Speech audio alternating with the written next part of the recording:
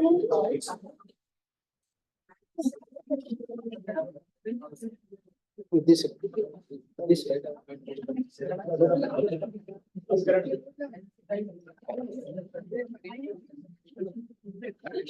Good morning, all the invitees and guests for today's inaugural session of Puducherry World History Congress PWHC Second Annual Congress 2024, organized by PWHC and Dr. B.R. Ambedkar Open University.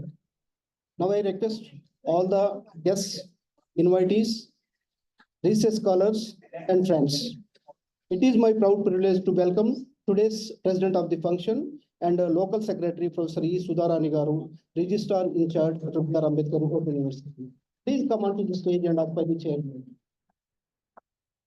It is my proud privilege to welcome today's our chief guest, Professor R. Limbadri Garu, Chairman, Telangana State Council. Please come onto the stage and occupy the chair.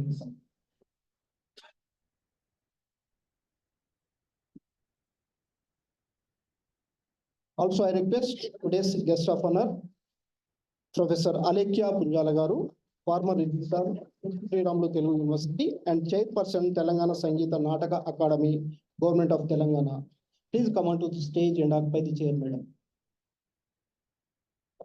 Also, it's my proud privilege to invite our senior professor, Professor Adapa Satyanarayana Garu, retired professor, Department of History, Uthmania University.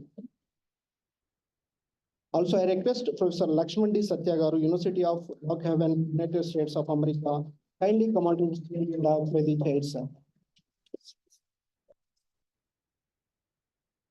Also, I request Dr. Sandeep K. Dasri Garu, General Secretary, Puducherry World History Congress, and Professor Srinivas Vadana Garu, Professor, Department of History, Dean, Faculty of Social Sciences, Director, EMR and RC.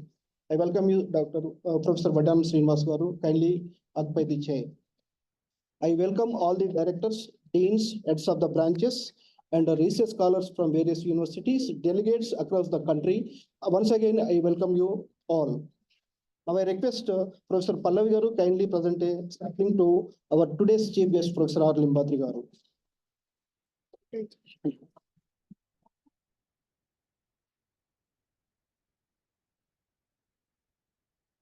Welcome, sir. Thank you. I request Dr. Nandita Banerjee Garu kindly present a sapling to our today's president of the function, Professor E. Sudharani Garu.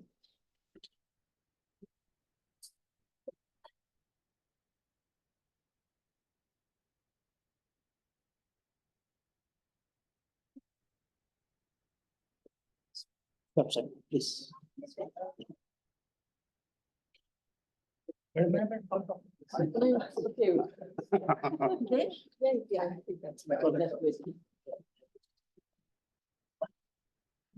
you, madam. Now I request Nivedita ji kindly present a sapling to our guest of honor, Mr. Alekia Punjala, madam.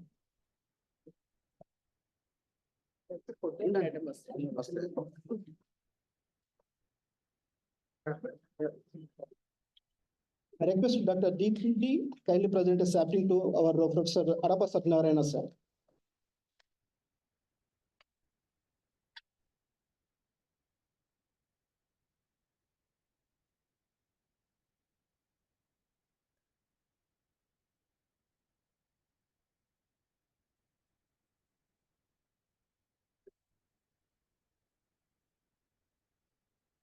Sure. So, No, madam. No, Mr. Oh.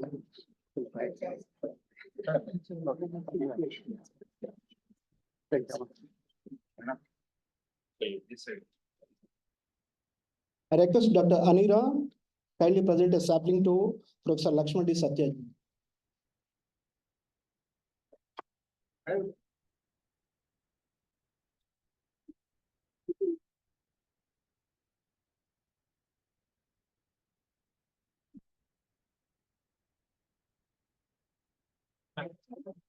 Dr. Mahendra kindly present a sapling to Dr. Sandeep K. Dasari.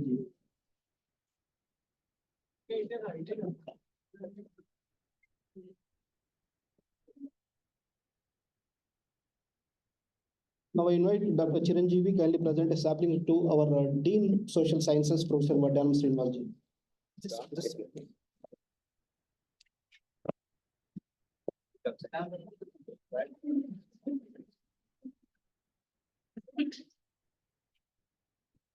I request all the dignitaries and as kindly proceed for the offering floral tributes and lighting of the lamp. Offering floral tributes to Dr. B.R. Ambedkar portrait. Please.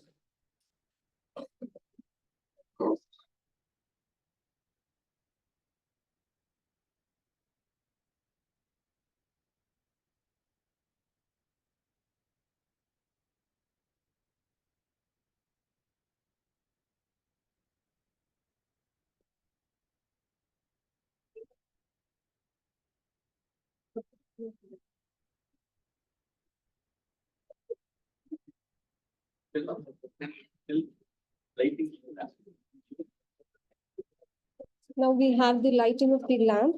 Flowers are the symbol of love and respect, devotion and hope. We express our now we are lighting the lamp of knowledge and wisdom by lighting as a representation to the same.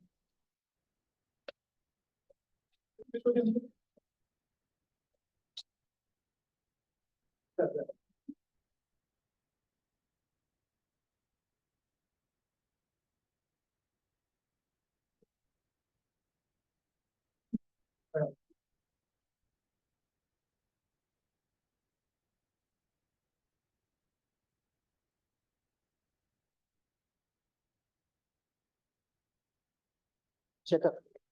Shekhar.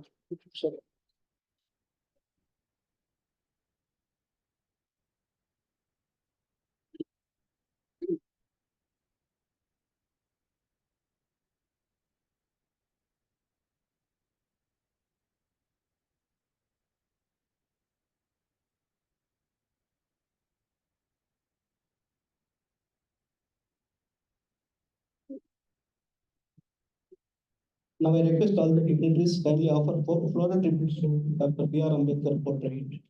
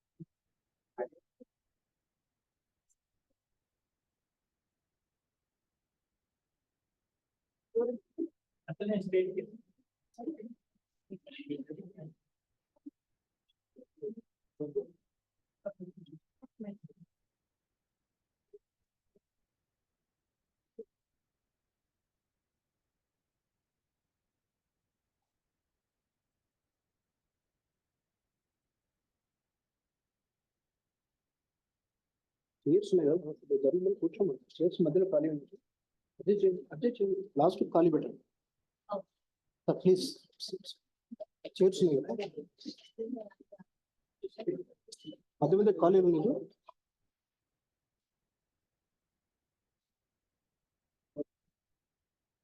But second row మొత్తం ఖాళీ ఉంది.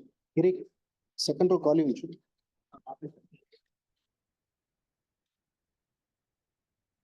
Thank you, sir. Thank you very much, sirs and madams. Now I request today's president of the function and local secretary, Puducherry World History Congress, Professor E. Sudharani Garu, kindly conduct the further proceedings. Thank you very much.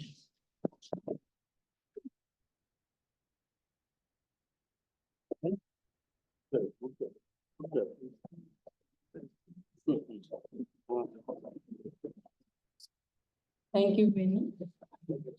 Good morning, everyone.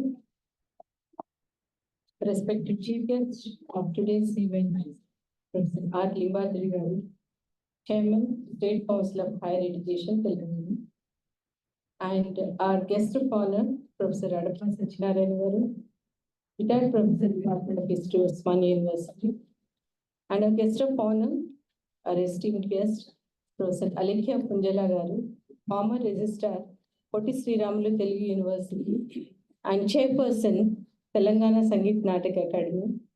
And she is an exponent in Kuchipudi dance and a guru of several generations of students who are trained in Kuchipudi and Bharatanatyam also. One more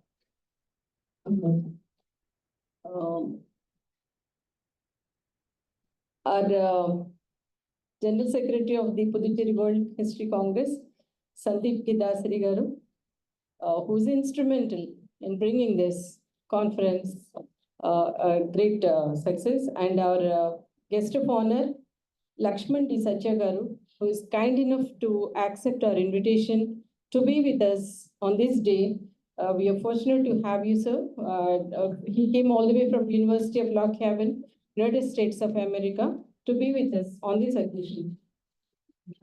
And our Dean, Professor Srinivas Vaddanam garu, Professor, Department of History. He is a Dean, Faculty of Social Science, and also Director, EM and RC.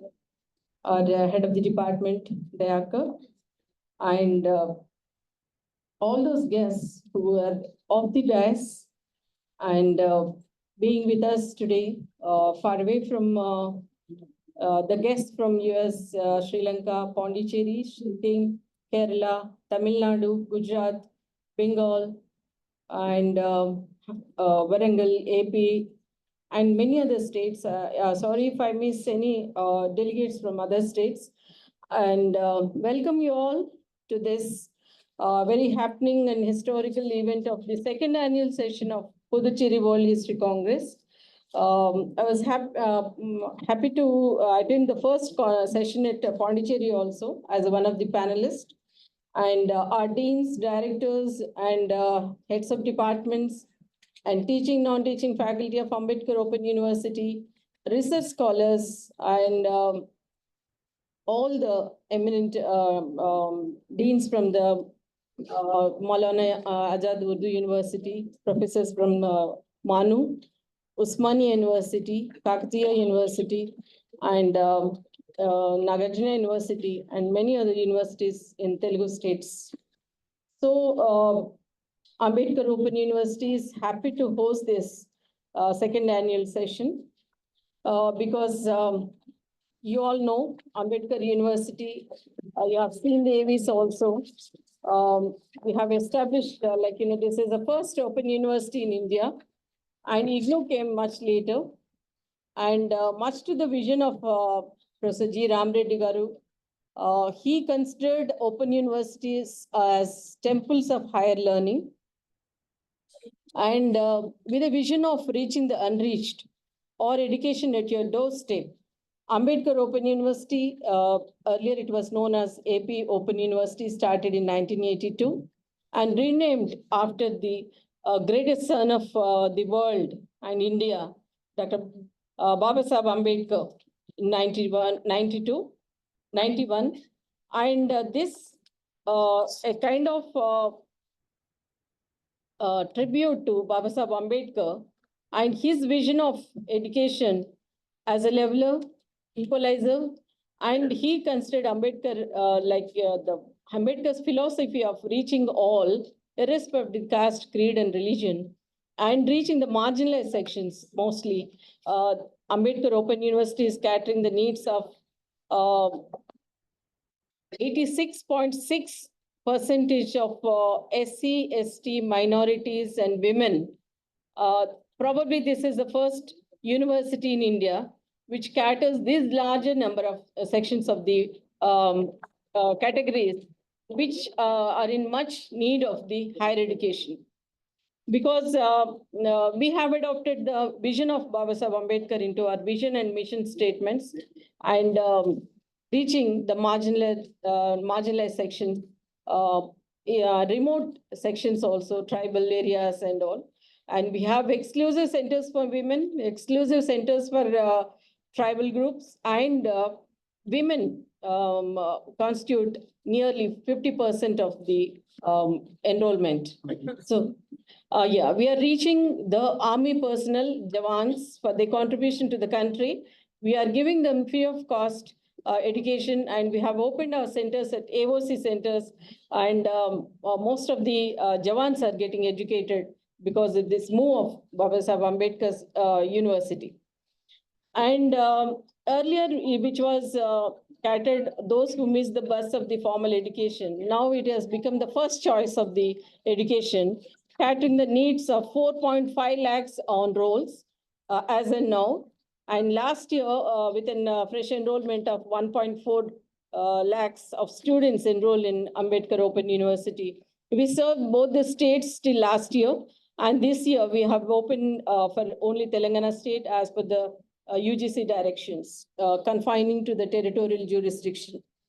So the mission is enrichment of ongoing programs, competency building, interactive teaching, individual-based teaching, and credible student evaluation system. And we have gone completely online for admissions as well as partially the evaluation system. And Ambedkar University has several collaborations with CES and with NIIT and Dr. Reddy's and Apollo's Hospital for Healthcare Management, KIMS, as well as Deccan Institute also. So I think all of you who might have entered for the first time must be floored by the greenery we have developed. We have received the awards for the greenery as well as also preservation of the rock, which Madam Anuradha Reddy ma'am is here. She will announce the award which is being given to us for preserving the ancient rocks, prehistoric rocks in the campus without disturbing them. We have constructed the building. And coming to the just initial remarks of mine about this thing, I'm very happy that 200 and odd research papers have been received, and more than 200 delegates are here with us today for these 2 days. And the Puducherry World History Congress, the 4 sessions of ancient, medieval, modern, and contemporary. This is been, for 2 days. The research contributions are going to be deliberated by the scholars and eminent scholars who are here for presenting their research contributions. And coming to the Department of History here, which is co-hosting this event, I would like to say that, more than 35,000 of the students, largest number of learners enroll in the history department, because this is the more popular subject among all the subjects for the UG programs every year. And PG, and we have PG and research programs also, PhD programs in history.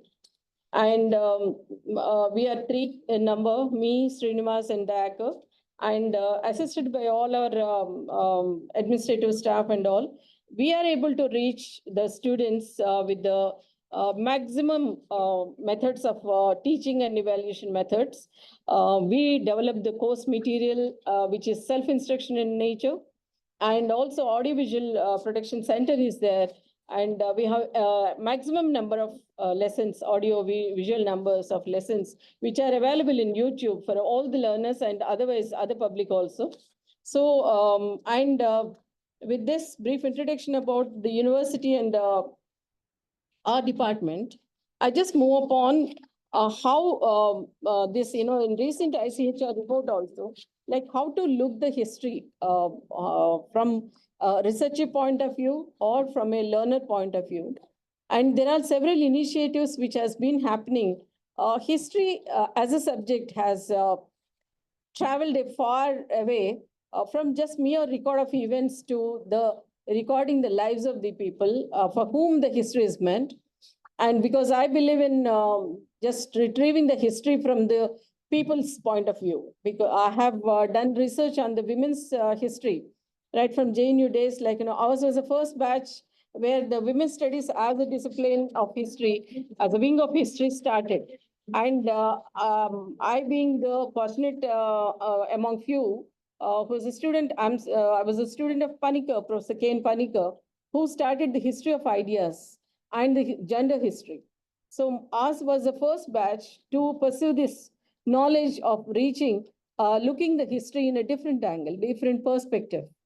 So this ICHR report stressed upon the documentation of the reference historical research, and it maintains a register of research workers in the country, and also act as a clearinghouse of ideas, information of historical research in India and abroad, to promote publications, sponsor the workshops and seminars. Apart from this job, they want to pool up the literature and the research in these days, in the contemporary days, like, the kind of, going to the original sources, retrieving the history is, I'm sorry, it's not been completely done away, but little effort is being done by the upcoming researchers of going to the original sources.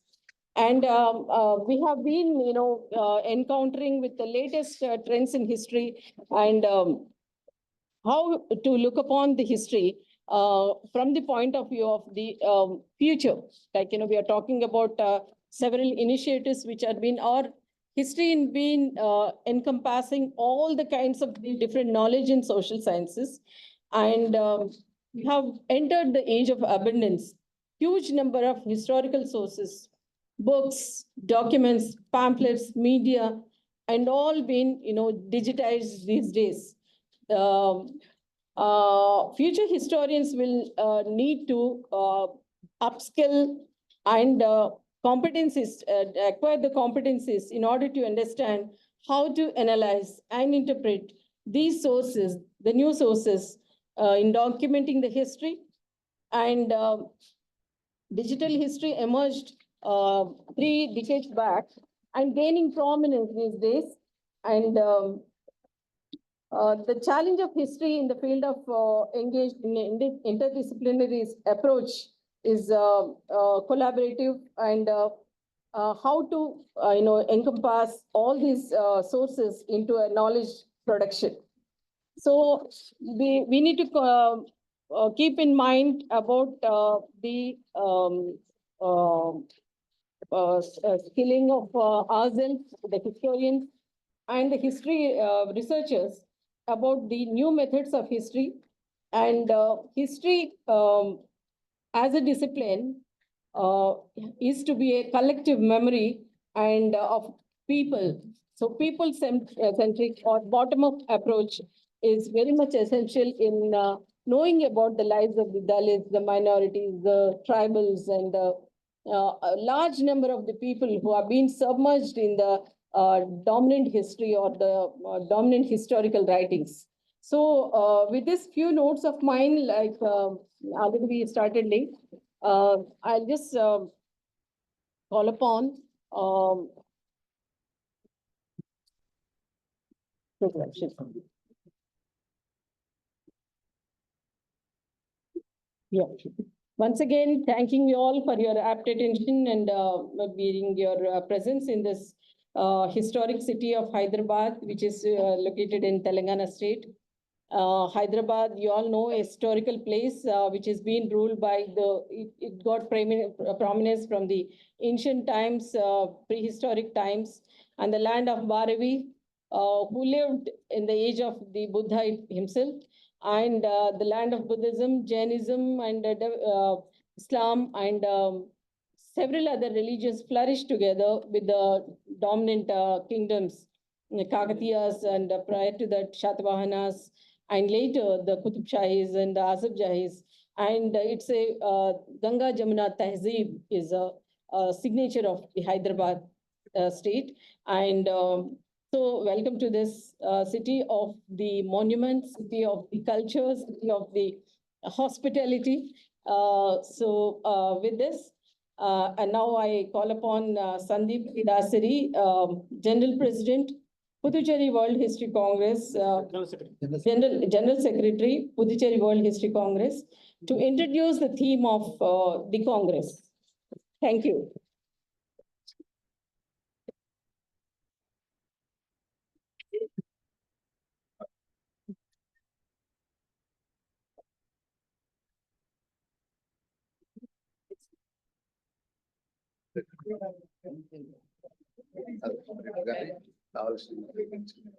Very good morning, all of you, and respected guests and honorable peoples on the dais and after dais. And this is actually time for my president to come because of his unofficial trip to Northeast. He's not able to cope up the traveling. He's on the way. He may come anytime. So on his behalf, I'm just coming and trying to, fill the gap. I'm too young to speak anything about, the great organization. But we all grew up. I'm from Central University, Hyderabad. Grew up, serving seminars, and working with it. So, and also Indian History Congress and South Indian History Congress, a lot of congresses. And then after 25 years of serving as a teacher, and there is some place, sometimes, we believe, there is a gap from the north to south, and also in between Telugu states, and also some states which are neglected, like Orissa, some part of, part of Kerala. All of these places, actual intellectual properties were not properly utilized, because you cannot go and get a place in that already set in congresses. And also in the southern part, there is a lot of competition, because unfortunately, in Telugu states, the history is most neglected, almost removed. So then, where do we go and get into a place? So we need to have, it is democracy, the majority rules. So we are minorities. Naturally, we don't have enough opportunities. So we thought we should also have an organization where it gives a place and also a kind of podium where we can also express our own intellectual ideas, and also we can promote history, which is very important. That is what Madam is telling, that it is a very prominent historical place in the Deccan part, and it is also a center for India. So we, after all, if we don't protect our own languages, our own culture, and our own histories, and I think it will be history. So it is not a big, chunk of people, or maybe 20 or 30 students sitting together and thinking what to do next.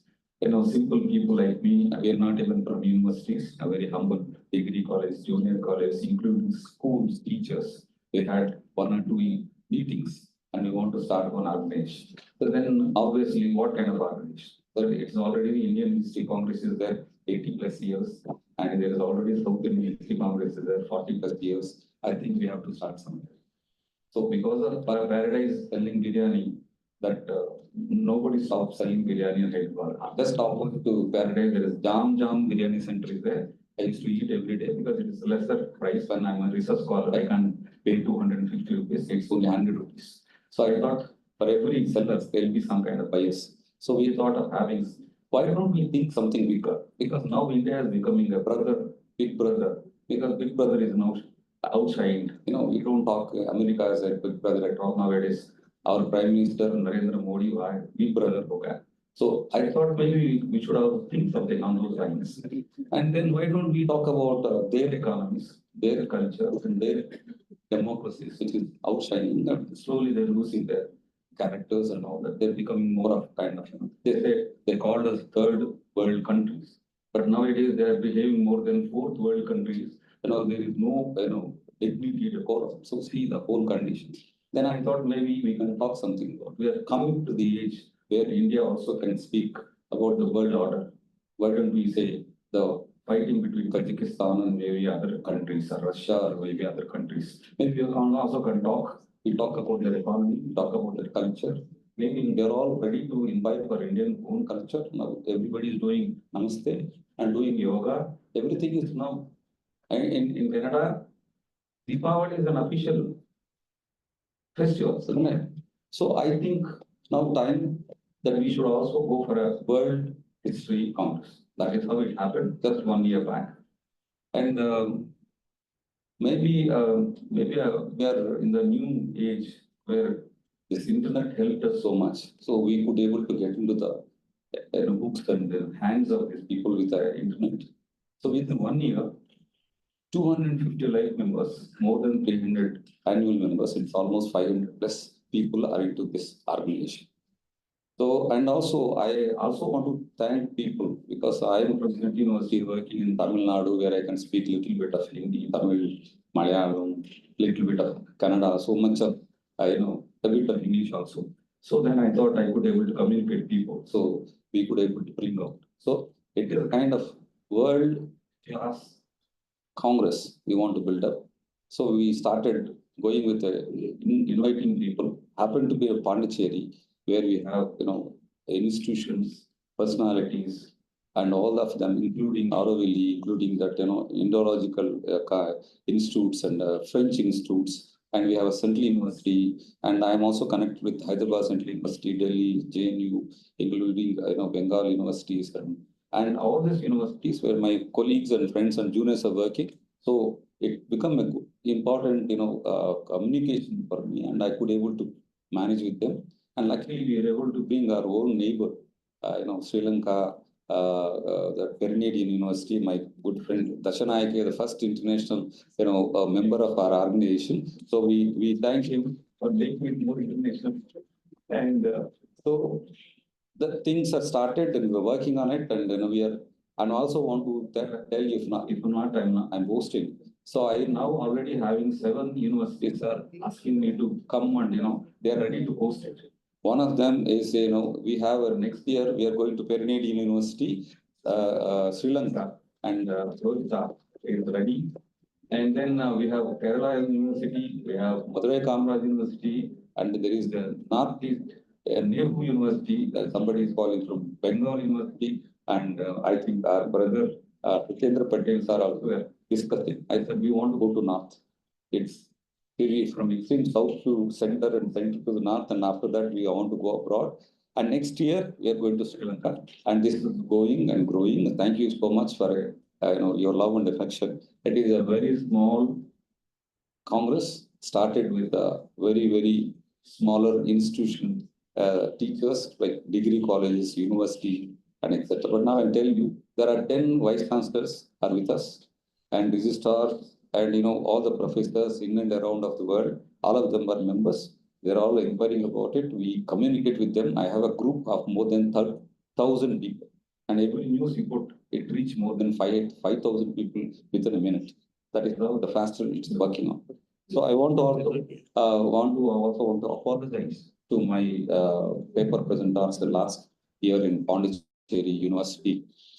Because basically we all know that there is the process of publishing any proceedings. We need minimum 3 years of publications, then only you can apply for any kind of recognition. But then we want to give better points for their own research and also for their own ideology, development in the education. Then we started working and trying to find out publications. So we are in negotiation with Taylor and Francis, and that's an international publication, all know. But it takes some time. See, you want to have just pebbles, you can go to any beach, you get it. But if you really want to have pearls, definitely, because Hyderabad is a state of town of pearls. But unfortunately, we don't have. Fortunately, we don't have the sea, but we do have a lot of business here. So like that, we are in the negotiations. It takes some time, but I'm telling you, we are going to publish it with a, international publication. That is a promise from Central, so please bear with us 1 or 2 months. And once we finish it, the publishing first, and we'll put it in the net, and it is freely, anybody can download. That is one thing that we are going to do, because using all this facility of internet. So lastly, why do we have to have this?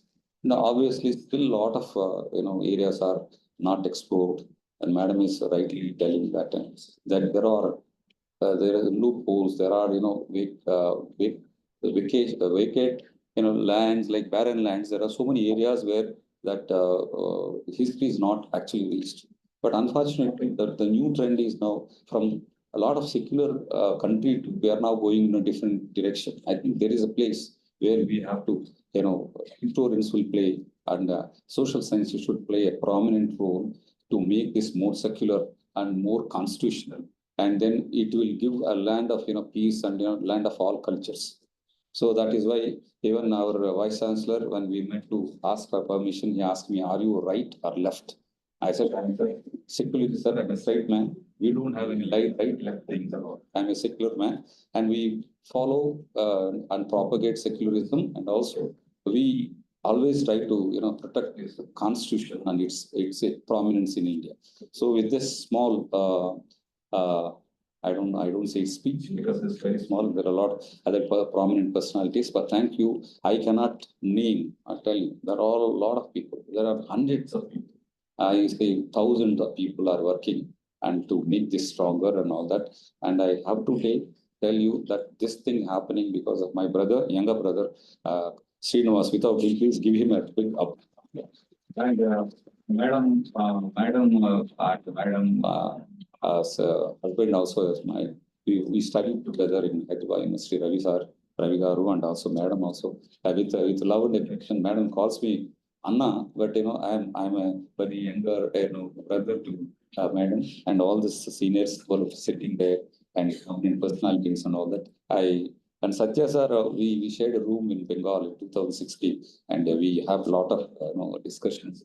So only hope that this idea of starting one World History Congress, we want to change the whole idea of the young generation. Think only about a state, only think about their language, only think about their religion. We should come out of it. Now we are in a in an area where we can also decide, prominent. We can rose into a prominent nations, and also we can make statements on those other states, other countries, their own loopholes and problems. Maybe we can give them a direction also. That is what we have. That is the idea and object. And thank you so much for bearing with me. Thank you so much. Welcome.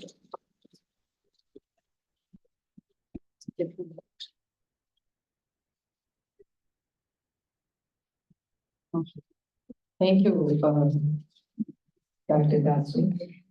Just, I'll add, he forgot to mention about the panels also. We have 4 panel discussions. One is democracy and pluralism, and other 3 tourism, and 2 endowment lectures. Dasari Savitri Venkat Reddy Memorial Lecture and Lakshmi Chinnaswamy Endowment Lectures. So apart from the 4 major sessions, ancient, medieval, and modern, and contemporary.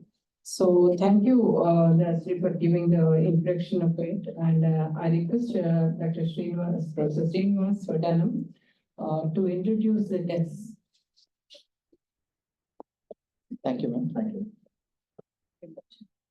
Respected President, Professor in charge, and local secretary of Puducherry History Congress. Today's chief guest, Professor Limbadri Garu, Chairman, Telangana State Council of Higher Education, and guest, Professor Puducherry Garu, Chairperson, Sangeet Nataka Academy, Telangana, and former registrar for State University. And my group, Professor Prabhat Chanagaru, Senior Professor from Osman University, and Lakshman Satya Garu, Senior Professor from USA, and my brother Sandeep Dasari Garu, and distinguished guests of the dais, and Department of History, Dr. Hidayat Garu, and research scholars, delegates, deans, directors, and other colleagues. Good morning to you all. I welcome you all to this event.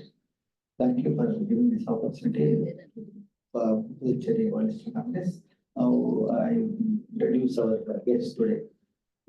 Professor R. Limbadri Garu, it is my honor to introduce our distinguished chief guest, Professor R. Limbadri Garu, who has an extensive and impressive career in academia, administration, and research. With a teaching experience covering 28 years, he has contributed immensely to the field of higher education.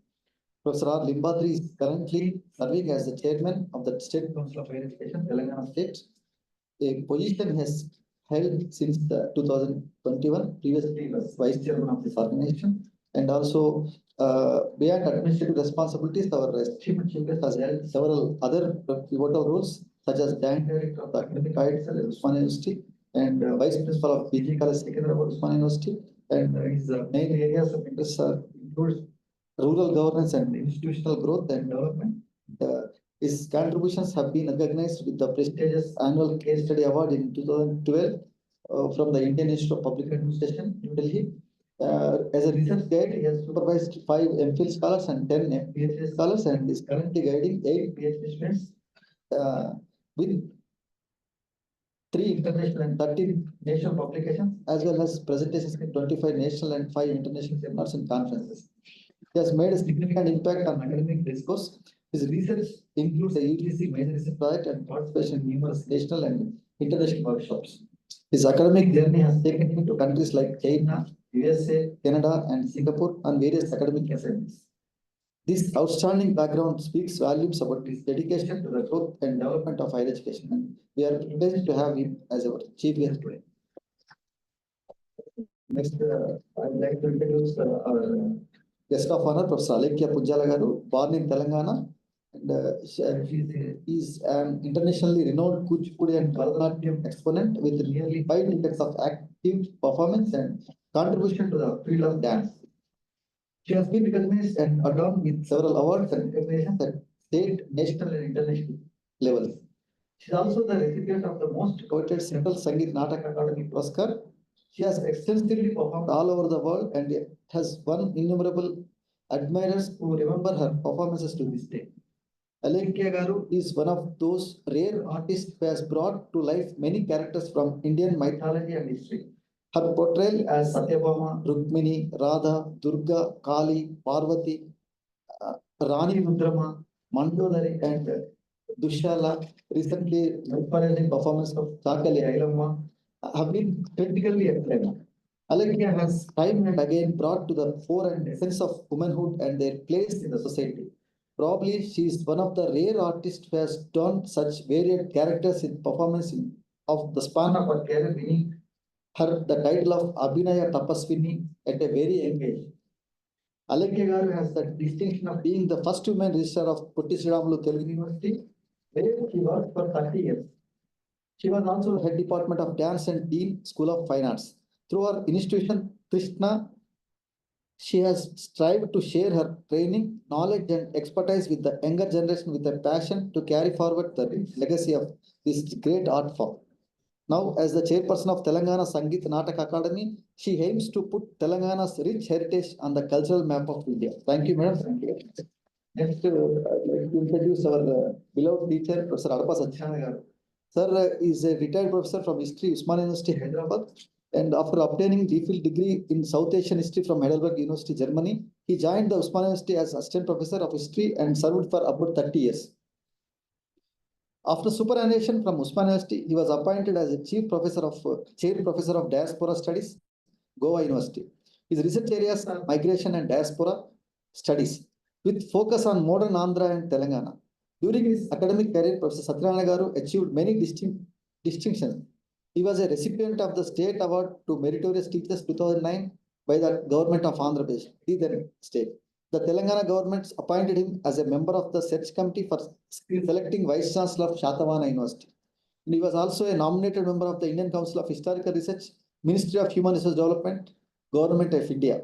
And for his academic achievements, he was awarded several postdoctoral fellowships and visiting professorship by like Tokyo and Kyoto University in Japan, Amsterdam University, the Netherlands, Heidelberg University, Zagreb, and Martin Luther University in Germany.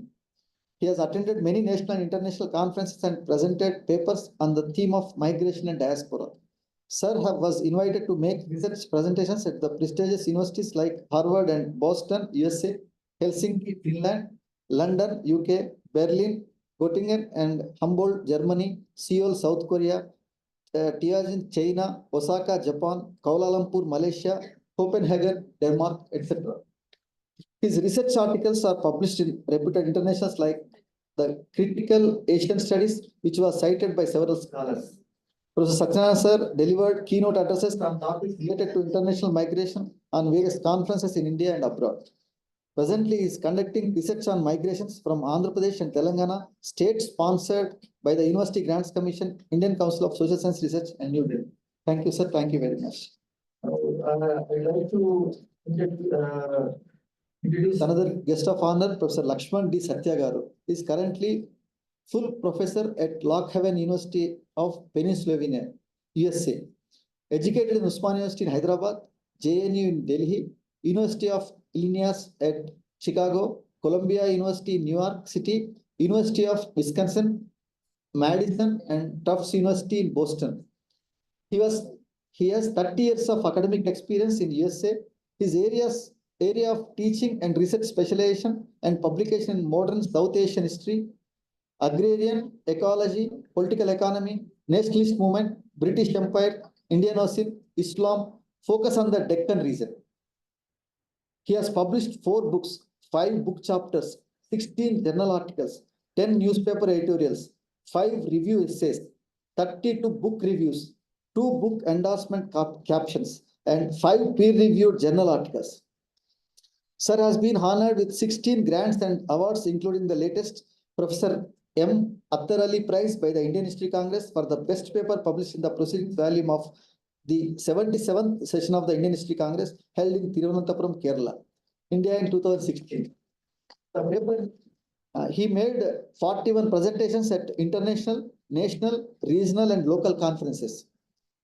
He possesses knowledge of 5 Indian languages, including English, Hindi, Telugu, Urdu, Marathi, Sanskrit. He advised, directed, and supervised 8 masters and senior honors theses. He designed 14 new courses and seminars. Thank you very much, sir. Thank you. Thank you. Thank you. Thank you, Srinivas. Now I call upon the esteemed guest of honor, Professor Alakya Punjala Garu, former registrar, Puducherry University, chairperson, Telangana Senate Natak Academy. Thank you, ma'am, for being with us.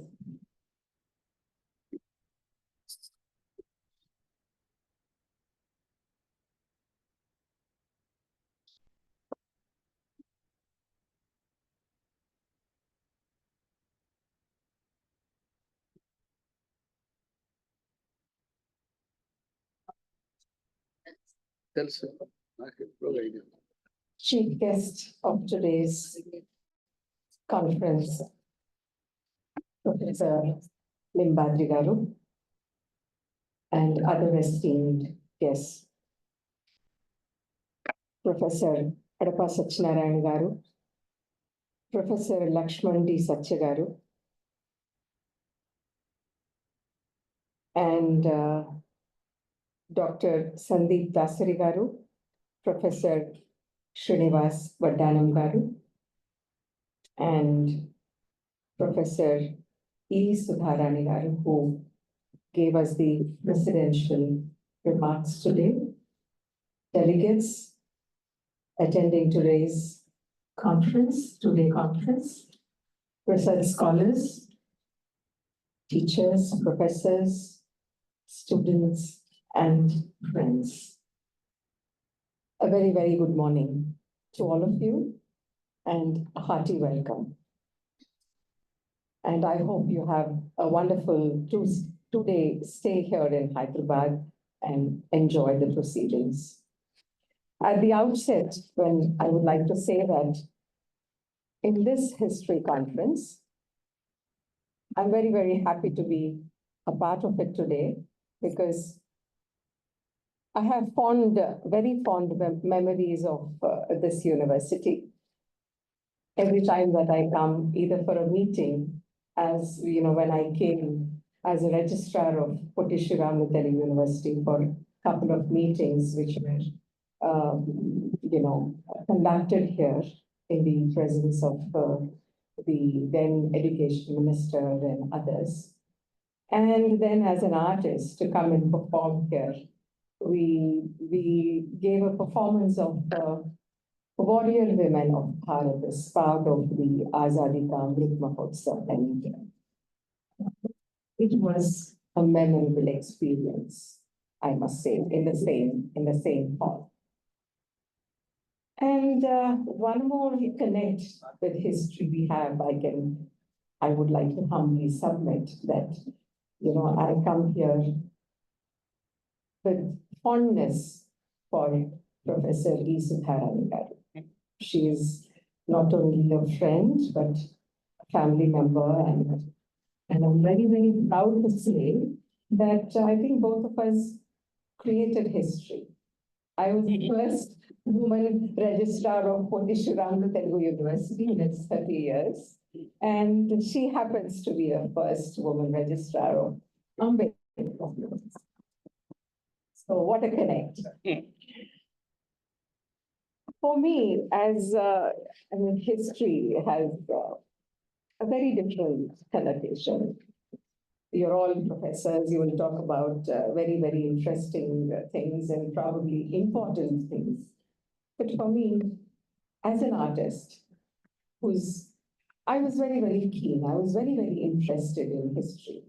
And in my plus two, in my intermediate, when I took history, people were wondering as to why, how do you want to remember all those dates and places and things like that, and what happened, and what relevance does it have? You should choose something else. But for me, it was a passion.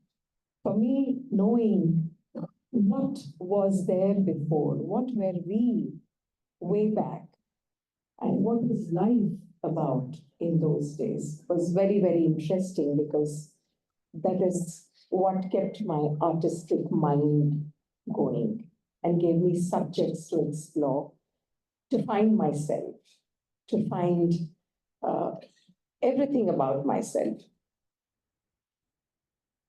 When I think about school, it's always about Ashoka. History, it's Ashoka. What did he do? He laid roads, he planted trees, and why? For the travelers and things like that. So I think later on, history started becoming more and more important. And sometimes today, we are also questioning what is there in history. Was it true? Was it not true? Did it really happen? Or was it just the figment of somebody's imagination who, put it on record? So recording history becomes a very, very, very important aspect. There are parts of history where, we are all dependent on foreign travelers who, recorded what they saw, or probably what they were told to write. So whether it's really true or not, we really don't know. So recording history becomes very, very important. And for me, as an artist, history has had a great relevance.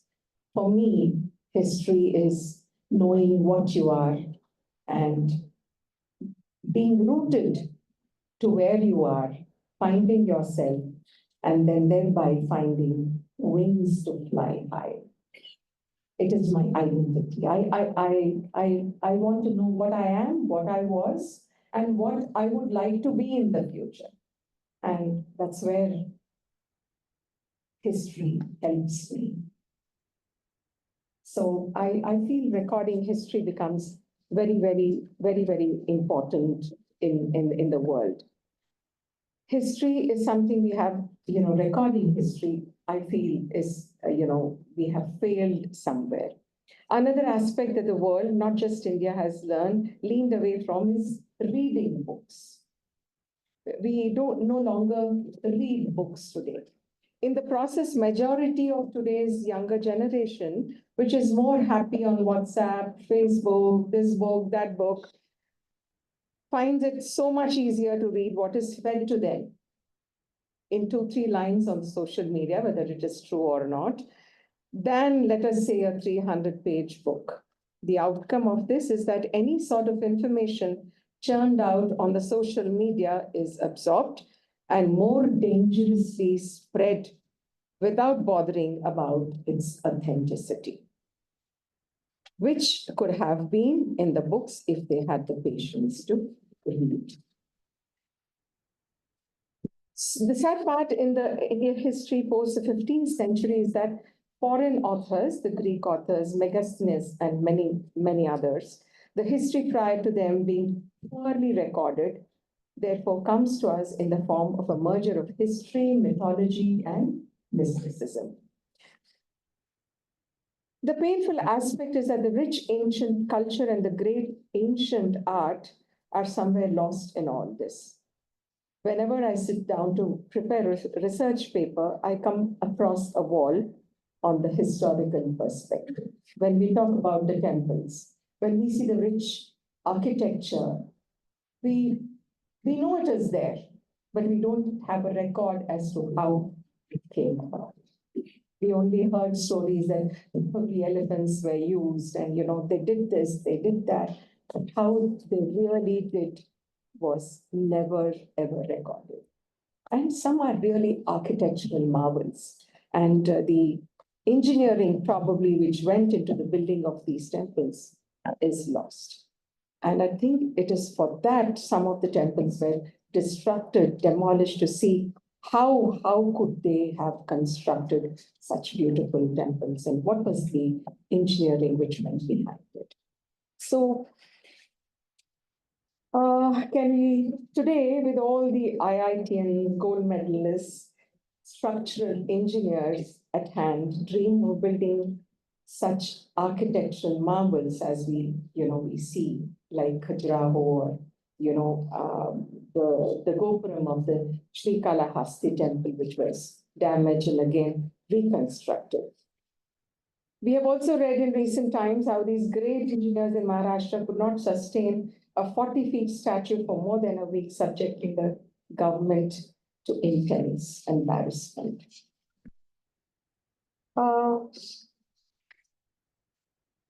That is not the point. My point is, how would they have centuries ago built a 10-floor height structure when we, with our modern amenities like cranes, prefabricated building blocks, bulldozers to level lands, excavators to dig deep, are still not able to build strong, long-standing structures?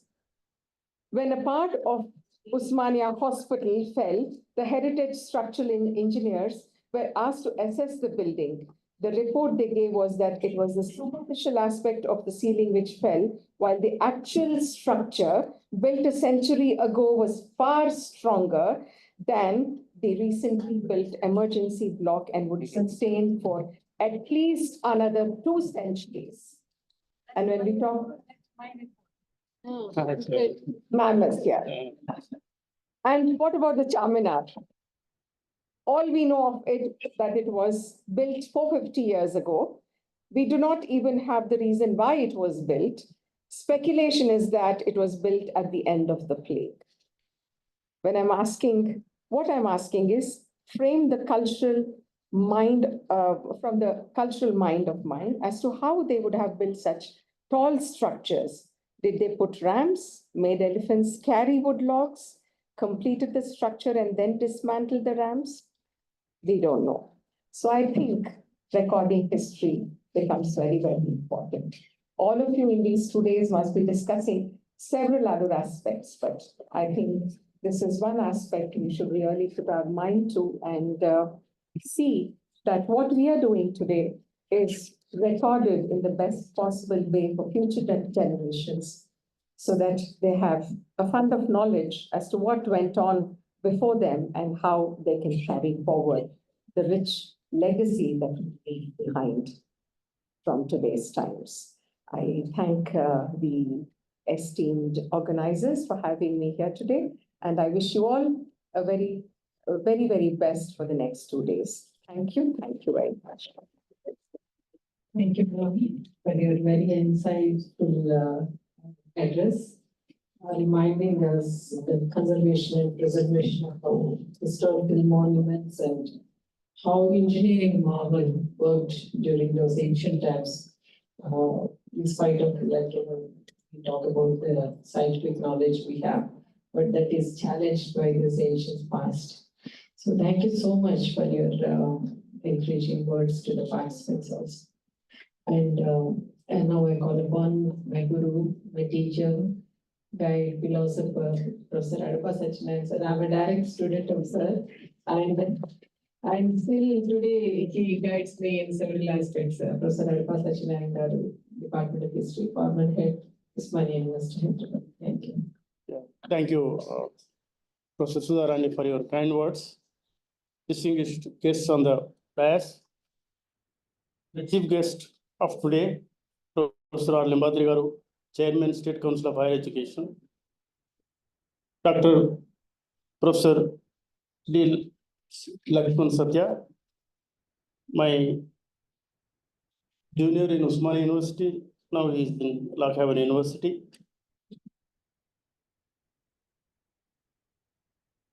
Srimati Professor Alekia Punjala garu, Dr. Sandeep Dasari, General Secretary of this World History Organization, and Professor Vadanam Srinivas, distinguished guests, ladies and gentlemen. At the outset, I thank the organizers for giving me this opportunity to briefly put out my ideas on world history. You see, till recently, the world history had been Eurocentric, in the sense that in the name of world history, we were taught basically the history of the so-called First World, history of Europe, history of England, American history and so on.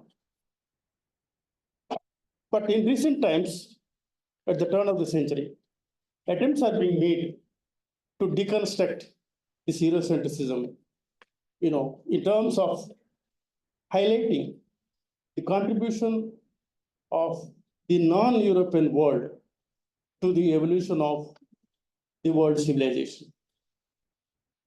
Asia and Africa have played an equally important role in shaping the modern world. And I'm glad Dr. Sandeep has thought over this aspect and started this organization. I commend his efforts to deconstruct the Eurocentric world history perspective. In that sense, this conference becomes important. We are looking at the things that happened in the non-European world. For example, if you, in the reconstruction of colonialism, the role played by the Afro-Asian countries in terms of the national liberation movements, including the great historic freedom struggle in India. It is with the rise of the national liberation movements in the 1920s and 1930s that in fact played a significant role in reshaping our ideas about the modern world. We no longer talk in terms of the superiority or so of the so-called First World. It was in fact Mao Zedong who in fact drawn our attention to the fact that the third world countries, the so-called third world countries, have contributed immensely, in terms of making the modern civilization. In the sense that the non-Western world has contributed immensely in terms of resources, in terms of knowledge systems, and in terms of ascertaining the self-determination. In fact, one of the contributions of the decolonization movements is to bring back the central place of the non-Western world. So in that sense, when we deliberate various aspects of the modern world or modern world history, we have in mind the contribution made by the non-Western world in making the modern civilization. And the second important thing is the very concept of self-determination, which was propounded by Woodrow Wilson, has in fact been put into practice by the so-called third world countries. And therefore, when they launched the anti-imperialist struggles and anti-colonial struggles, they in fact had make the world sensitive of their contributions. So therefore, when I was a student of MA, when I was taught the world history course, my teachers only taught me about the American history, the history of England, and the history of the First World. We were not taught, for instance, about the various national liberation movements as such. or the role and contribution of the non-Western world to the making of the world civilization. But of course, things have been changing. They have changed quite a bit. Today, we make the concept of world history more inclusive in terms of highlighting the significance of the so-called third world, in terms of technology, in terms of the concepts itself. The concept of freedom as envisaged, during the French Revolution has been, its scope has been widened now. The concept of freedom it is made more inclusive. Freedom not just from colonialism, or freedom just didn't mean political. Thanks to Baba Sahib Ambedkar, the concept of social justice, the concept of social democracy has come into being in the modern world, in the ideas of the modern world. And today we talk about these anti-colonial movements in terms of social justice movements, in terms of anti-imperialist ideology. So therefore, the world history becomes more significant and more inclusive only when it includes the contributions of the non-Western world. In this sense, I think Dr. Sandeep has conceived this association. We deliberate on such aspects which have not been, discussed so far, or which have not been drawn attention to. And in terms of, decolonizing the world history, in terms of, Eurocentrism, we will make the world history more inclusive by including the various concepts that have been generated in the course of the anti-colonial, anti-imperial struggles all over the world, particularly in Africa, Asia.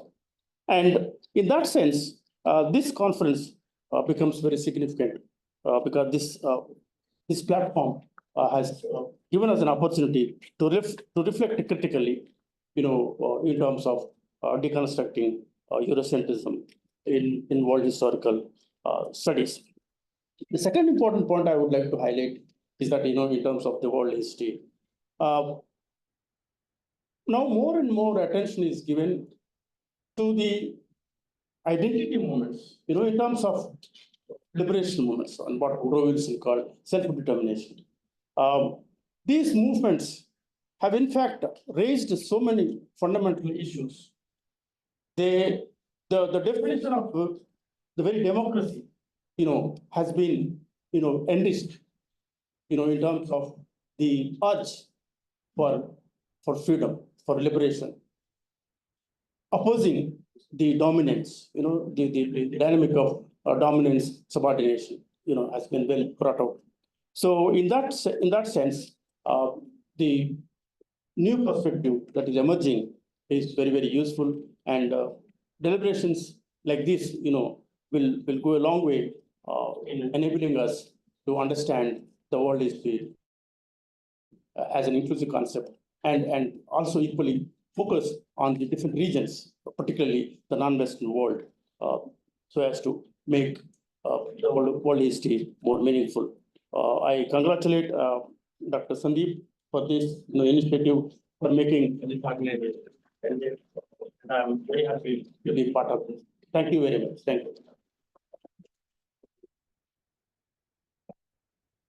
Thank you so much, sir. Awesome. Well, Thank you so much, sir, for your putting up in front of us the concepts and the issues to be deliberated upon for these 2 long days, and for your very perspective of inclusiveness and decolonizing the historical perspectives.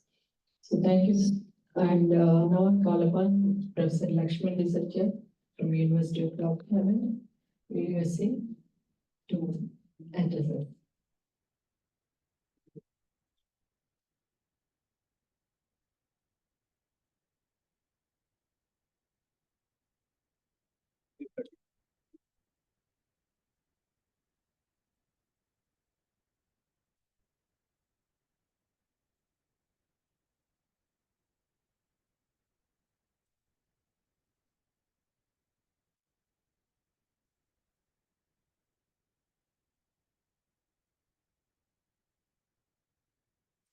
Okay. So firstly, let me thank Sudharani Garu, Professor Sudharani Garu for this kind invitation. And I'm really very happy to be here because this is my first time here on this campus. And our Mr. Puducherry Garu gave us a very nice tour of the campus. So it was really wonderful to be here. And I'm also very glad to see all of you here. The atmosphere here is really, I would say, electrifying. And your concentration here is really quite commendable. Now, what I'm going to do in this 10 minutes which I have here is to narrate the history of the world history movement in the world which is happening today, and then bring you up to speed as to what kind of debates and discussions and arguments are taking place at the cutting edge of the knowledge production of world history. So in order to do that, let me first begin by stating the master narrative that dominated the interpretation of world history up until as late as 1980s. Interesting. And this is how the master narrative goes, which Dr. Satyanarayana referred to, that everything significant that was produced in the field of knowledge was created in Europe by Europeans, and this included the fields of astronomy, mathematics, medicine, philosophy, reason, rationality, science and technology, and many other fields. So, according to this master narrative, all this was a gift of world, a gift of Europeans to the whole world. Therefore, the non-Western world should be indebted to the Europeans for this wonderful gift, which they have given to us in the form of human knowledge. This is the master narrative. Now, in the 1980s, there was a World History Association formed in the University of Hawaii, which actually invited the scholars from all over the world to conduct research to basically check the veracity of this master narrative.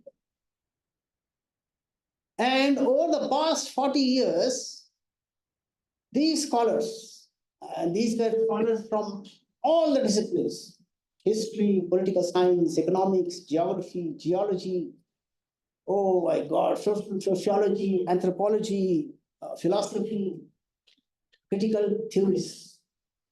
This was a multidisciplinary and dimensional approach, because the master narrative was so powerful that in fact they conquered the whole world with that narrative, right?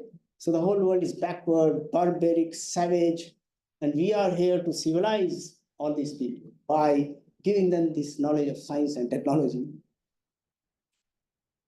So what they did was their scholarship produced enormous data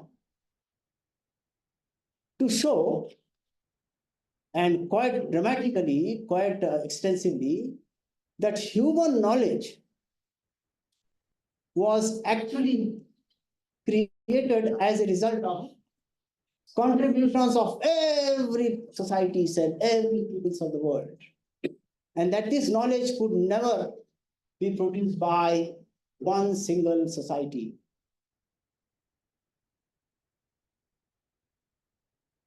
Right? So there can be no one society which can have monopoly over this knowledge. So Libas Chakravarti then calls upon all the historians to, what he says, provincialize Europe, right? So move European master narrative from the center, the pivot, to all-inclusive, where everybody's contribution is registered, which means contributions of Africans, contributions of Asians, contributions of Middle Easterns, contributions of the pre-Columbian Americas, the Native America, including the contributions of Aborigines of Australia, New Zealand, and Australia.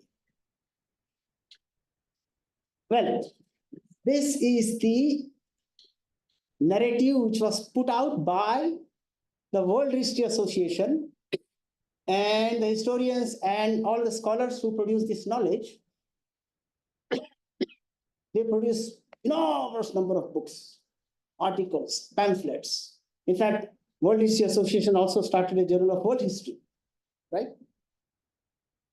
Now, recently, over the past 20 years, even this narrative has been put into questioning by saying that, look, this narrative is really not very different from the Eurocentric narrative, because this narrative is actually human-centric narrative, right?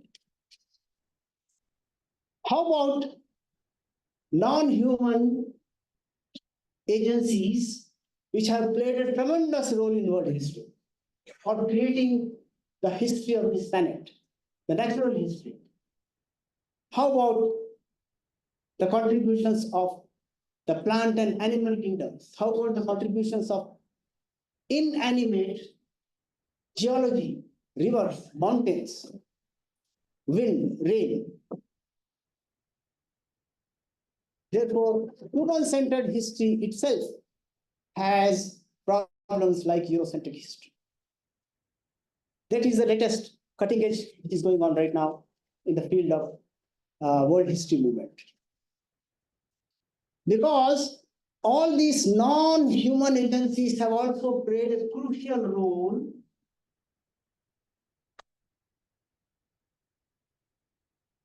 and how did they do that? They do that by looking at the human activities, massive human intervention in the environment, starting from 10,000 years ago when agricultural revolution happened. This human intervention in the environment, more particularly, more intensely over the past 200 to 250 years, have caused enormous damage to the planet's ecosphere by burning fossil fuels and hydrocarbons. And this has led to the most threatening crisis which our planet is facing today, and that is the problem of climate change and global warming, which is threatening the very existence of life in this planet. Therefore, the historians and the scholars of many disciplines who write on in this field are now saying that this has to be addressed. And I'm hoping that this conference, Puducherry World History Conference, will also address this issue, this serious climate emergency, along with all other problems which our societies are facing today. Thank you. Thank you. So I think we look forward for an opportunity to listen from you more. Just like giving a fresh insight about looking history in a different angle, like from the point of view of environment and the climatic changes and all, and demystifying the popular notion about the master narratives is a gift Europeans and all. So thank you so much for giving your insights. I now I call upon our chief guest of today's event, Professor Agnibadragaru, Chairman, State Council of Higher Education, Telangana. Thank you so much for sparing your time for us, especially within a short period of he's otherwise busy with some urgent emergencies. Thank you so much, sir. Thank you. Good afternoon, everyone. నాకు అర్థమైపోయింది అందరూ చాలా అలసిపోయి ఉన్నారని. నేను late కూడా వచ్చిన కాబట్టి ఇంకేం చెప్తాడని. At the outset, I congratulate Dr. B.R. Ambedkar Open University, Department of History, Professor Sudharani Garu, Professor Srinivas Vaddanam, for taking initiative in organizing a 2-day second annual session of the Puducherry World History Congress. I also congratulate the World History Congress team, Professor Sandeep and his team, for giving opportunity for Telangana, Hyderabad, Dr. B.R. Ambedkar Open University to organize this project.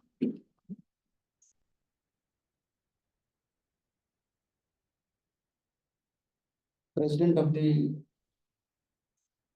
conference, a local organizing secretary and the registrar of this prestigious university, Professor E. Sudharani Garu,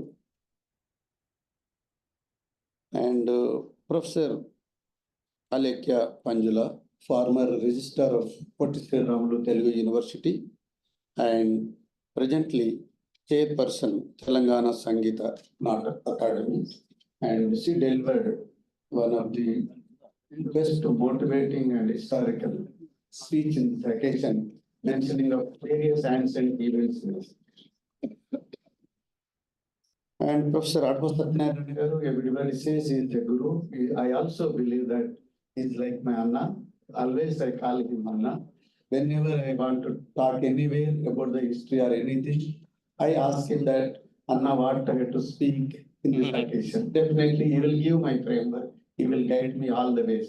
In the late hour also definitely he takes time and gives some inputs to me. Thank you, Anna.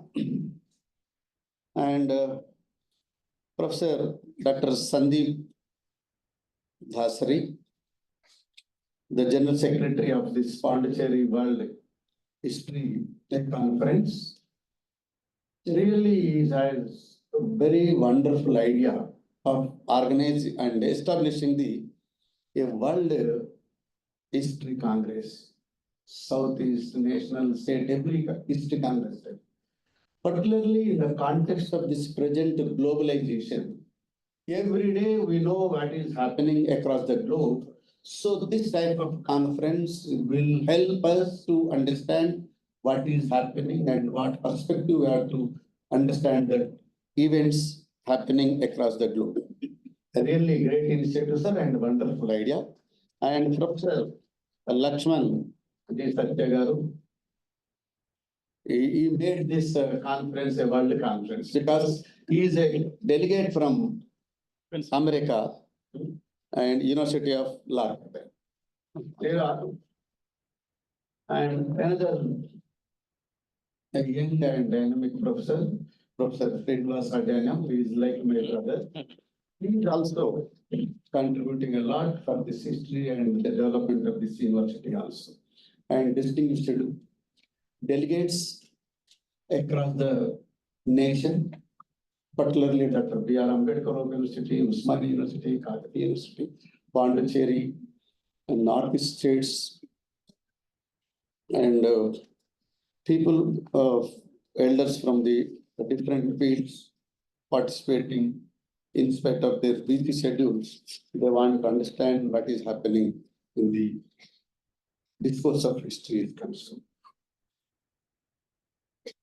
I congratulate the organizers of Puducherry World History Congress for establishment of this a premier international academic forum that brings together scholars, researchers, and students from around the world to share their knowledge and perspectives on various aspects of the world history. I hope this platform brings together some of the brightest minds in the field of history and developing the various aspects deep into the past, present, and future also. Definitely, this history always with a history is a mother of all social sciences. Whenever you see the all social sciences can be have roots in the history. So every aspect of the historical things, history have no boundaries. A individual history, a community history, a village history, a world history. Everybody want to know what is the history. As earlier speaker said that the individuals' roots also they want to know how they are. So that's why it is a very important and it's have a impact on society from cradle to grave. Cradle to grave, it's have the roots to understand the human experiences, etc. is concerned. The history focuses on the pro-vital issues like exploring the connections between the history, economy, and sustainability. They have taken some of the important things in the theme that is focusing on interdisciplinary and multidisciplinary research and collaboration among the scholars. This is the order of the day that even though in general undergraduate courses also, we introduce the interdisciplinary and multidisciplinary subjects for the benefit of the students in the context of this modern society. The student have a subject of physics, mathematics, and history, psychology, botany, and history. Like that, even in Telangana, we have the bucket system of courses, BA, BCom, BSc, Life Sciences, and Physical Sciences. Number of opportunities are there to students to choose the subject according to their choice, according to their preference, according to their career opportunities are concerned. So in that context, this is very important. The second important aspect, I understood that this study definitely have the sociological, anthropological aspects are concerned. The field level facts, they want to know that.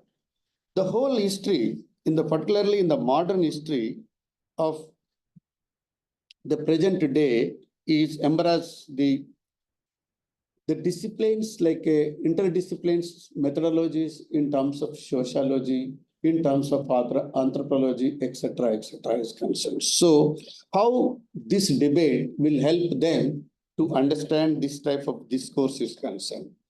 Every day, many events happen around the world, and how we understand, how we record, and how we present is concerned. I want to make only one observation in that. What is the source of your knowledge? How you present your perspectives, that makes a lot of difference. Whatever the history we have learned, the history have a lot of things, but that may not be applicable to me, that may not be true, or that may not be relevant to the content. So how you make the history the real resources? One of our professors saying that when they approach it to the Vice Chancellor, are you belong to right or left? That shows the mindset of the no. We should be genuine and fact-based, reality-based. Institutional perspective is more important than any ideology. The reality should be, that should be required in the present context.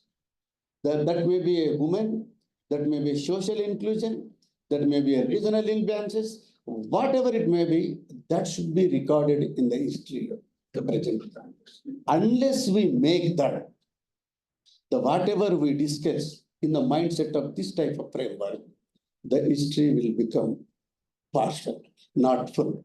So the holistic human relations are required. How the whole human, when we were the student, Shri స్వాటలు చెప్పేవాళ్ళం. ఏ దేశ చరిత్ర చూసినా ఏమున్నది గర్వకారణం, నరజాతి సమస్తం పరపీడన పరాయణతో. అది కాకూడదు.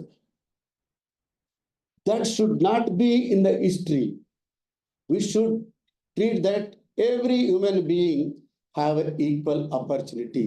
How can we?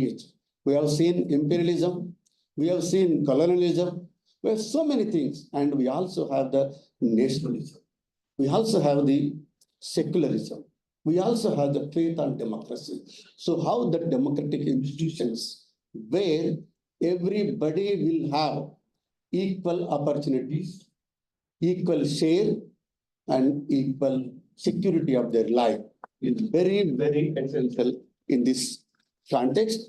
I hope this 2-day conference deliberations will help us to understand more and more about human history and how best these conversations, these presentations will help provide insights to develop the better understanding and build a better society in future.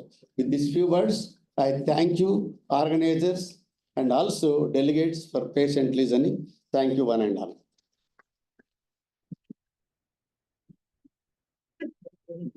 Thank you. Thank you. Thank you so much, sir, for your valuable insights. Giving us a direction to carry over the 2 days deliberations. I'll just very briefly, I'll cut short my closing remarks. I just very briefly talk about few points which I feel it is very relevant to this Congress. When Sandeep was talking about we have already established congresses of history, and we have several forums for expressing our research or contributions or research findings. I just would take the words of Baba Saheb Ambedkar in just because everyone knows he's a constitution maker, economist, and political scientist, and but very few of insights on his personality as a historian is not much discussed. He wrote several books on the Indian past and the history of the Shudras and the Pakistan and India partition, and several other works, history of the caste and all. He has analyzed society in a different perspective. I just quote Ambedkar. He says that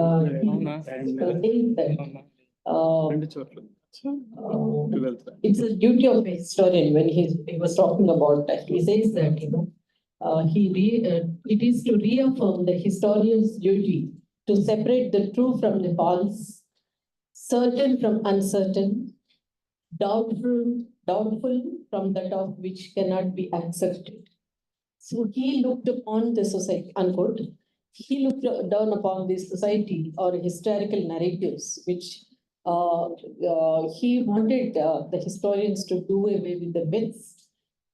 He wanted the history to be written in the people's perspective, like mostly those who are learned. They made a distinction between the learned and the intellectual. He says those who wrote about the texts, the religious texts, are just who learned them.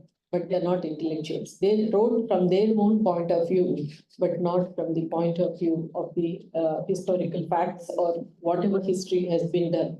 So the Adapa sir, when he was talking about the freedom movement discourses also, so everyone looked upon this freeing India from the foreign thraldom, but no one talked about the Indian context, like, what is the freedom? The mere definition of the freedom is being defined by Ambedkar is away from the discrimination of the caste system, which was been ruling in this Indian society since ages. He wanted to fight this battle first and then comes to the nation later. So this demarcation of, how we have been neglected for all the people, those who are marginalized, and what are the questions to be addressed when we talk about the Indian history and we talk about the global history, the ethnic societies, groups are living in discrimination. So this kind of, from the people's perspective, which is unbiased history, is to be recorded and brought forth is the essence of what I want to say, that we need to look, we need to have a forum where, history has to be seen from the people's perspective. I have been reiterating this, not from the Eurocentric, not from the dominant perspectives. So hope this conference takes care of these aspects, and more and more young brains and researchers will ponder upon all these issues of the social justice or the aspects of inclusiveness is irritated by her and such an answer. And also giving a fresh perspective, interpretation to the existing history. And our Telangana history, coming to again Telangana history, we are very fortunate that, a lot of historians and archaeologists are striving hard to bring forth the forgotten or hidden history. And the recent excavations at Buddhist centers in Panigiri and 200 odd sites which belongs to the Iron Age from Mulugu, recent excavations, and Anuradha Reddy Madam is also here, that she is striving hard to bring out the hidden history from the past and enriching the Telangana history, because it's a new state, though culture is very ancient, but past representations have not given the fresh, complete picture of Telangana history. And the scholars like Adapa sir and all we are trying to rebuild the existing history of Telangana. And hope this, the scholars from Usmania and Kakatiya will ponder upon these aspects of Telangana history also too in this regard. And with this brief introduction, once again, I wish the conference a great success. The conglomeration of several scholars from different states of India and abroad will put forth their ideas to make out this most happening conference a big success. And wish you all the best. Have a wonderful stay here in this campus, and please get back to us. And in case you need anything, we are all here to help you out in several aspects of your questions or any doubts. Thank you so much for your patient listening. Now, before the vote of thanks, we have two agenda and surface. One is the book release of the Kalyana Mitra, edited by Professor Chennareddy Garu, former director. Katta Narasimha Reddy, sorry. But you are instrumental in bringing out. Please come to the desk. Please come to the presentation volume on Chennareddy Garu, written by Katta Narasimha Reddy Garu. Edited by Katta Narasimha Reddy Yeah, garu, edited by Shivanagi Reddy Katta garu, Narasimha Reddy Garu and Shivanagi Reddy Garu, Garu. Krishna Naik from Anantapur. Treasure House of History, Culture and Art. Yes, Come this side. Kalyana Mitra is a treasure house of history, culture and archaeology. Studies. Studies. I request all the guests on the dais, please. Release the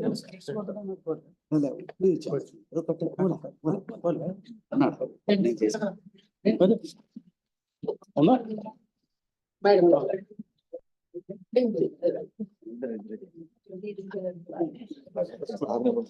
సరే sir ముందు రండి. ముందు రండి.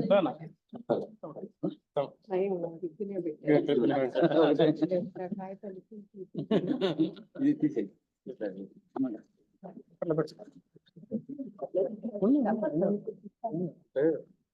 ఏం కాదు.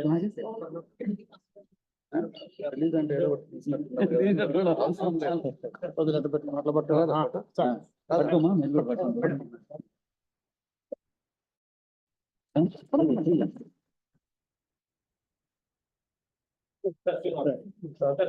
Madam గారు కదా,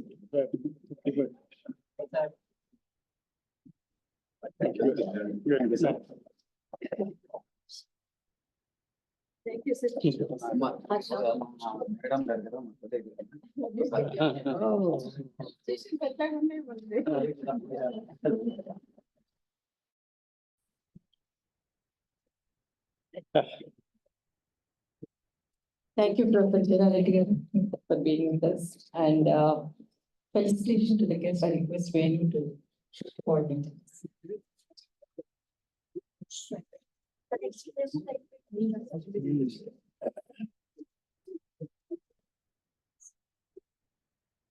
Now we'll have I request our General Secretary, Sandeep sir, to honor the chief guest. Dr. Professor Limbadri sir, the chairman, State Council of Higher Education, Telangana.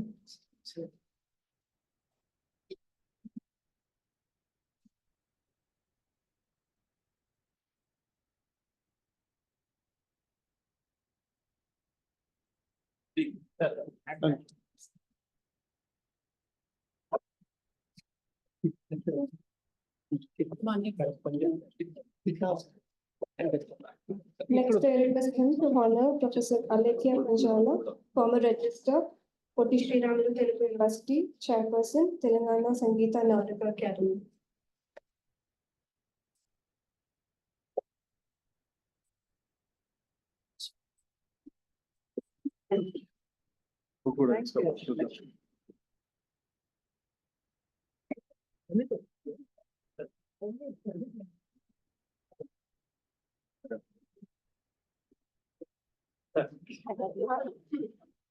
Next, I request him to felicitate Professor Adar Satyanarayana, retired professor, Department of History, Osmania University, Hyderabad.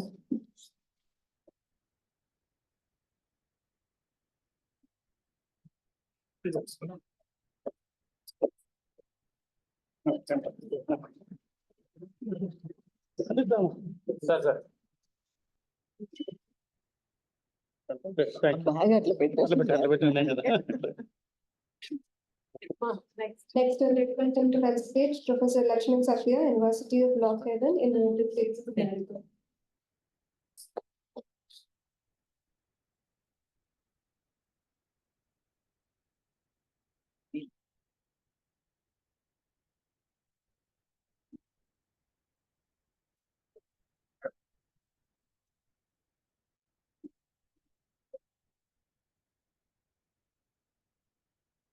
Next, I request him to felicitate Sudharani ma'am, Registrar in Charge, Dr. P.R. Ambedkar Open University.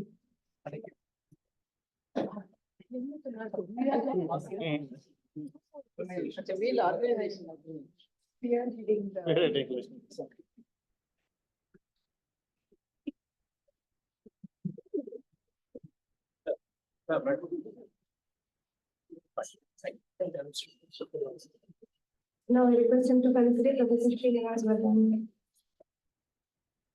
Professor, Department of History, Dean, Faculty of Social Sciences, Dr. B.R. Ambedkar Open University.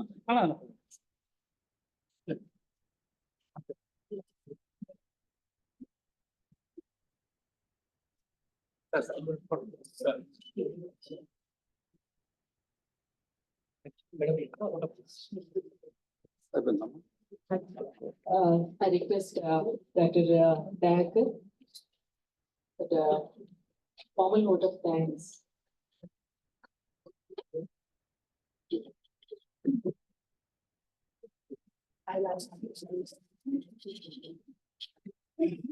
Morning to historians and non-historians. We are in the end of the inaugural program of the Puducherry World History Congress second annual session. It has been such an honor to be the part of this event. Thank dignitaries on and off the stage for not only participating and guiding us.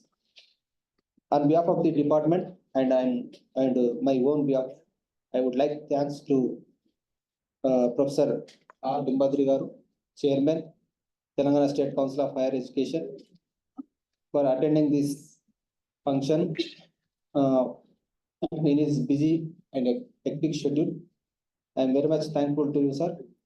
And I thank our guest of honor, Professor Alekya Punjala Madam, former Registrar, Puducherry University, and also Chairperson, Telangana Sangeeta Natak Academy.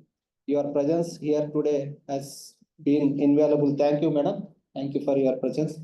I thank Professor Sarpasatnan sir, our mentor, and also former head department of History, Arts College, Usmania University, for his support and guidance. I extend my sincere thanks to Professor D. Lakshman Satya, University of Havelock, UK. Sir, I am very much thankful to you, sir. And I extend my heartfelt thanks to our Honorable Vice Chancellor, Sri Syed Ali Murtaza Rizvi Garu, IAS, and our Registrar in charge, Professor Sudharani Garu, Senior Professor, Department of History. And also thanks to our Dean Faculty of Social Science, Professor Vadan Srinivas Garu, for his encouraging and achieving many endeavors. I thank the faculty members, research scholars, Department of History, Usmania University, and faculty members, research scholar, Department of History, Maulana Azad National Urdu University. And also, I am very much thankful to Department of faculty members, research scholars, Department of History, Kakatiya University. And also very much thankful to our faculty members, Department of History, University of Hyderabad, and Pottis Ramul Telugu University, Hyderabad. I finally thanks all the delegates who came here across the our country and world. I thank all the directors, deans, heads, senior professors, colleagues, teachers, research scholars, students, teaching and non-teaching staff of our university. I thanks the computer section, graphic units, PRO branch. Particularly, I am very much thankful to our Venugopal sir. I thanks to gardeners and also computer section, all members of the university, MRC. I'm very much thankful to all. Thank you. Thank you. Thank you. Thank you, Director.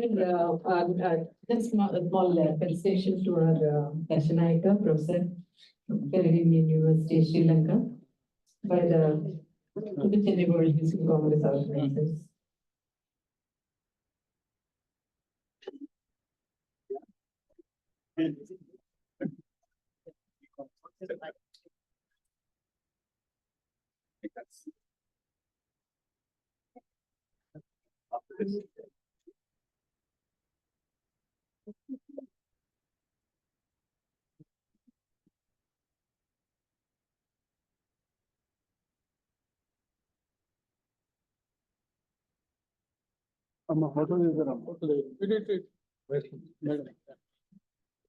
Salman. Salman, sir. Yes.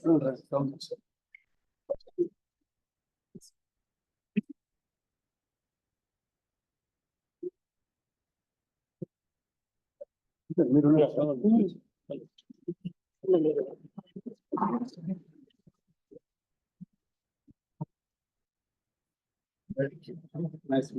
Thank you. Welcome.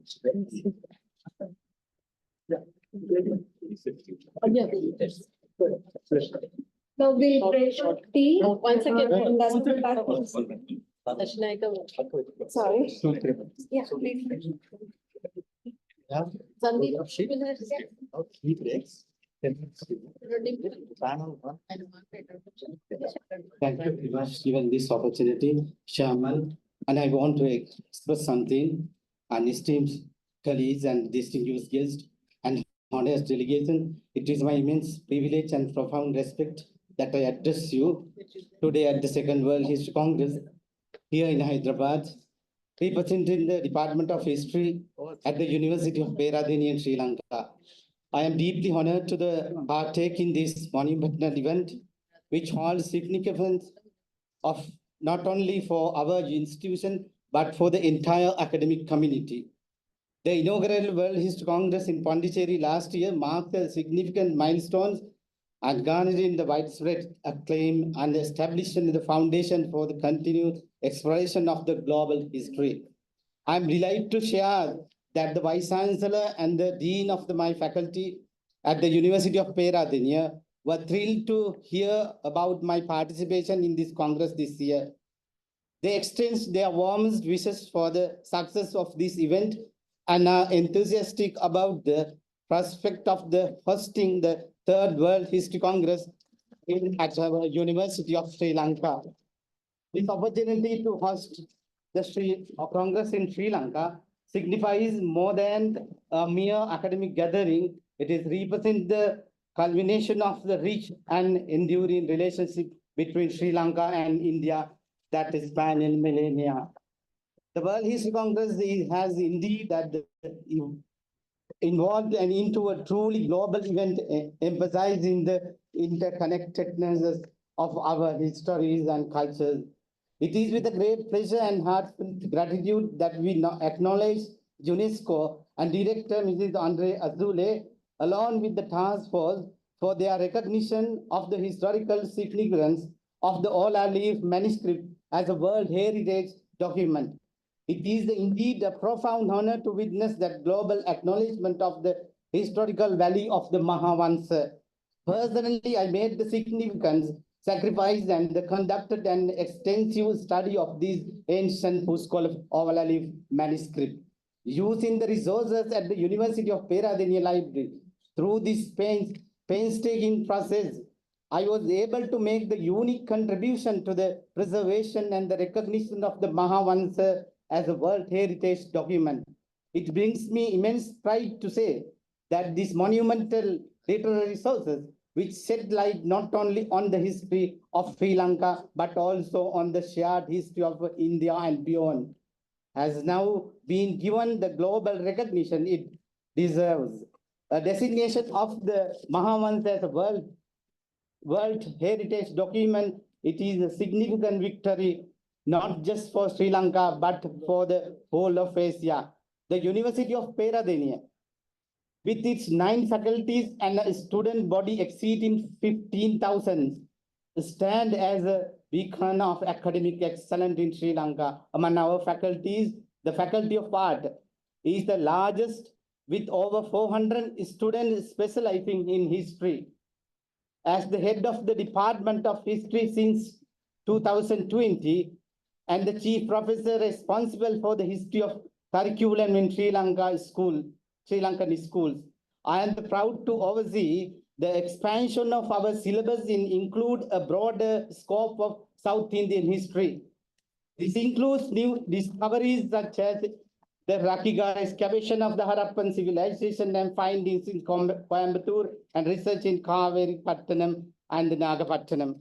The World History Congress has greatly supported this academic transformation, involved in the research of eminent scholars such as Professor R.S. Sharma, Professor Ramila Thabbar, and Professor Neelakanti Sastry, along with the contribution of the researchers like R. Champalaka Lakshmi, Y. Subrayalu, and K.V. Raman, and our ongoing effort aim deepen our understanding and the appreciation of historical connections.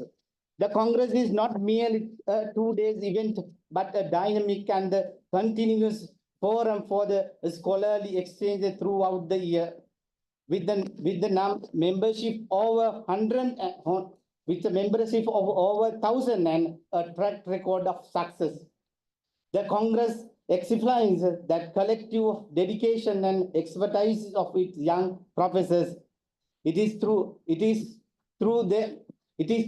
their commitment and dedication that I stand before you today inspired by the lasting and friendship and professional collaboration with the esteemed colleagues such as Professor Sandeep K. Dasri and Professor Rajendran, our esteemed Guru Professor G.J. Sudhakar, Professor C. Chandrasekhar, and Professor V. Chennai Reddy.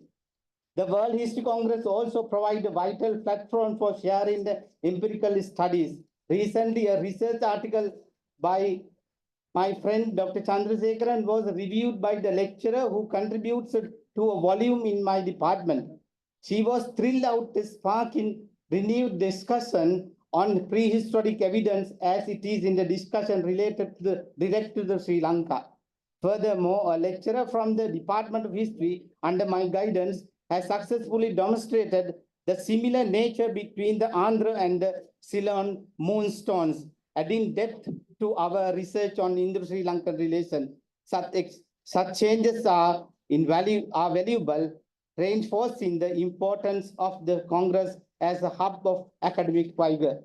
In addition, another lecturer from our department has recently started the pursuing a PhD degree at Bharatiya University in India, a milestone achieved with the support from this Congress. This accomplishment of underscore and the vibrant and impactful nature of our gathering. In addition to that academic endeavor, I have already mentioned, I would like to share something from my personal experience as a historian and university professor. In the year 2005, I completed my PhD studies in University of Madras, India, and I had observed firsthand an exceptional talent and intellectual rigor of students who have received their education in India. Over the course of my career, I have had the privilege of serving as the examiner for more than 320 PhD theses. When comparing these students of scholars who have pursued their higher education in other parts of the world, I can confidently say that the Indian educated scholars consistently stand out. This experience has solidified my belief in the profound value of the academic collaboration between our two nations. Therefore, I would like to take this opportunity to suggest that we strengthen and expand the academic exchange program between Sri Lanka and India, particularly in the realm of higher education. This exchange will not only enrich our respective academic communities, but will also contribute to the development of global knowledge. Let us work together and enhance these collaborations, which are crucial for the future of our shared intellectual and cultural heritage. As we continue this Congress, I am confident that its success will resonate across the borders and inspire further academic endeavors. I am eager to showcase the pride and progress of this Congress at University of Peradeniya next year in Sri Lanka. In conclusion, I extend my heartfelt wishes for the success of this Congress. As my speech comes to end, let us all wish for it to continue to foster collaboration, ignite new discoveries, and strengthen our shared commitment to the study of history. God bless you. Thank you. Thank you, sir. We are proud to have you as a part of our organization and glad to be in Sri Lanka next year in Puducherry University. Now we are breaking for tea for 15 minutes and we'll be assembling here back for the panel discussion on democracy and pluralism. Thank you.